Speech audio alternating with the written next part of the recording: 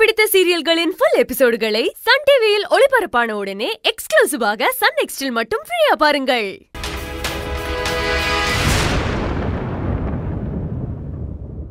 எழிலுக்காக என்ன வேணாலும் செய்வேன். அவனுக்காக என் உயிரை கூட கொடுப்பேன்.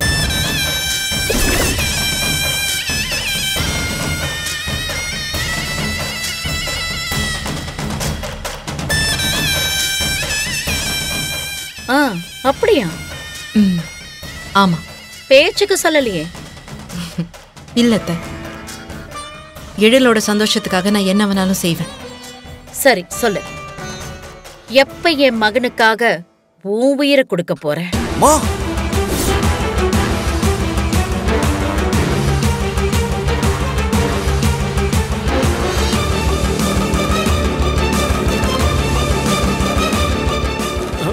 சங்கர், என்ன பேசுற நீ? என்ன கையில் யோசிக்கிற? என் பையனுக்காக உயிரிய கொடுப்பன்னு சொன்ன, அப்ப அதெல்லாம் வெறும் பில்டப் தானா? ஐயோ,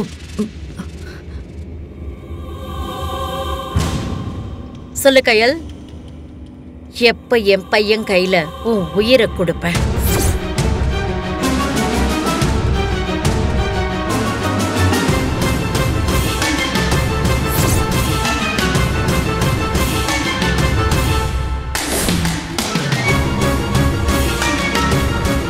உன்கிட்டதான் கேக்குறேன் கையல்,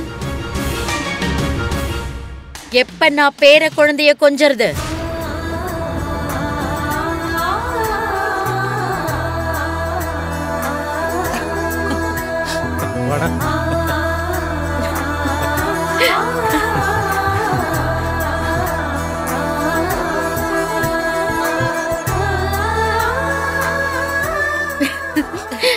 பயந்துட்டியா கையல்?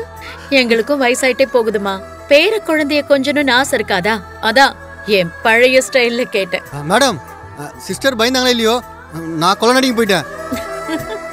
உயிரை கூடுன்னு சொல்லும் போது எனக்கு அல்ல இல்ல, என்னடா இது, அந்த கொலைகாரனோட மோசமானவங்களா இருக்காங்கன்னு நினைச்சிட்டேன்.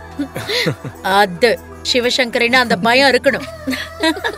இத பாரு கையல், வாழறதுக்கு தான் வேலைக்கு போகணும். அந்த வேலையால வீட்டாளுங்க நிம்மதி போகுது, நீயும் கஷ்டப்படுற. உன் உசருக்கு ஆபத்துனா அந்த வேலையே வேண்டாமே. ஐயோ இல்ல. என்னமா பேசுறீங்க? இந்த பிரச்சனையால நம்ம எல்லாருக்குமே பெருமை. புத்திசாலித்தனமா செயல்பட்டு பாகிஸ்தான் தூதரை காப்பாற்றிய குடும்பம்னு டிவில புகழ்றாங்களே, பாக்கலையா நீங்க? அதெல்லாம் எனக்கு தேவையில்ல எழில். என் பையனும் என் மருமகளும் சந்தோஷமா வாழணும். அதை தாண்டி எனக்கு வேற எதுவுமே முக்கியம் இல்ல. இத பாரு கையல், உனக்கு வேலை செய்யற இடம் செட் ஆகல, அங்க எதிரிங்க தொல்லை அதிகம்னா நீ வேற ஹாஸ்பிட்டலுக்கு மாறிக்கோ. இல்ல, உங்க பயம் எனக்கு புரியுது. ஆனா இனிமே அங்க எல்லாம் ஸ்மூதா தான் நடக்கும். சரிம்மா, நான் அத பத்தி பேசல. என்னோட பஞ்சாயத்துக்கே வரேன். சொல்லு, எப்ப என் கையில பேர குழந்தைய கொடுக்க போற? ஐயோ அம்மா, நீங்க நம்ம உங்க பையனோட ஃபாஸ்டா இருக்கீங்க. முதல்ல கல்யாணம், அதுக்கப்புறம் தான் பாப்பா. எனக்கு எப்படி இருந்தாலும் ஓகே தான். சொல்லு கையல், எப்ப என் வீட்டுக்கு மருமகளா வரப்போற? அக்கா, நீங்க சம்மதம்னு சொன்னா நாளைக்கு அனுப்பி வச்சிருவேன் சம்பந்தி. என்னடா இது, ரெண்டு பேரும் ஜெட் வேகத்துல போயிட்டு இருக்கீங்க? மை சன், உன் காட்டுல மழை தாண்டா. சம்பந்தி, நிச்சயத்துக்கு ஜோசியர் 3 தேதி குறிச்சு கொடுத்தாருன்னு சொன்னீங்களா, அது எந்தெந்த தேதி? 17, 22, அப்புறம் அடுத்த மாசம் 5. ஓ நல்லது. அப்போ வர 17 அன்னைக்கு என்கேஜ்மெண்ட் வச்சுக்கலாம்.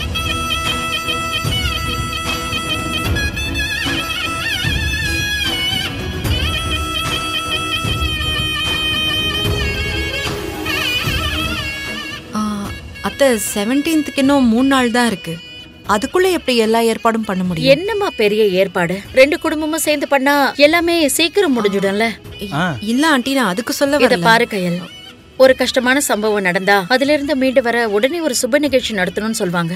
அப்பதான் வீட்டாளுங்க எல்லாரும் நிம்மதியாவும் சந்தோஷமாவும் இருக்க முடியும். கையல், சரின்னு சொல்லு. சரி, சம்மதிக்கிறேன்.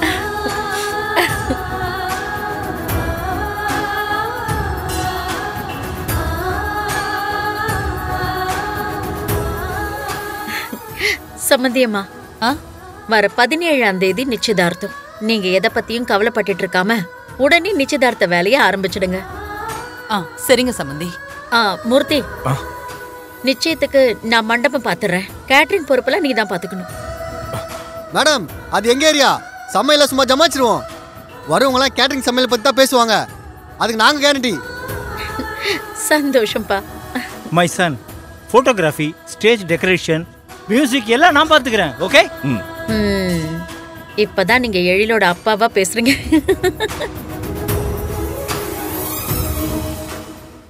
சமந்தி, முக்கியமான சொந்தக்காரங்களை யார் யார நேர்ல போய் அழைக்கணும்னு ஒரு லிஸ்ட போட்டு வச்சிருங்க.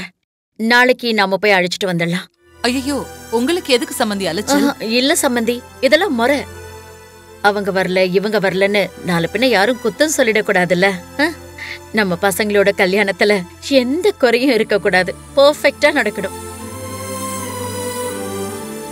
சரிங்க சம்பந்தி, நான் லிஸ்ட் எடுத்துட்டு உங்களை கூப்பிடுறேன். சரி கயல், டேக் கேர்மா. போலாமாப்பா? ஓகேமா. அப்புறம் மூர்த்தி, வரமா? டாக்டர் கிட்ட காமிங்க. கண்டிப்பா மேடம். மேடம், என்னாச்சு மூர்த்தி? ரொம்ப நன்றி மேடம்.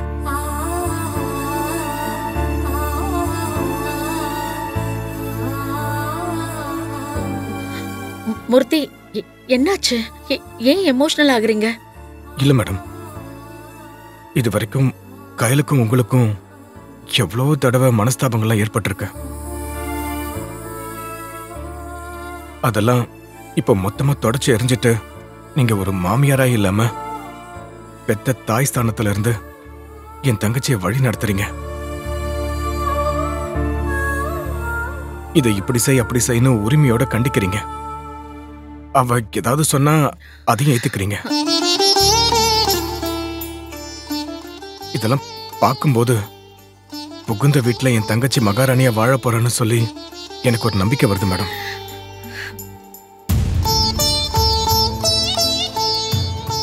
ஏதோ நாங்கெல்லாம் பெருசா சாதிச்ச மாதிரி இருக்க. இந்த அடிப்பட்ட வழியெல்லாம் தாண்டி ஏதோ எங்களுக்கு தெம்பு கிடைச்சிருக்கு மேடம்.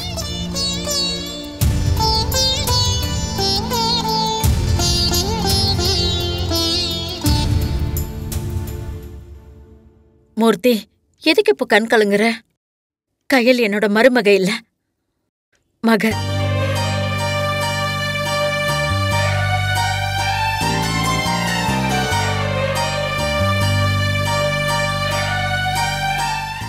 அவளை சந்தோஷமா வாழ வைக்க வேண்டியது என்னோட பொறுப்பு.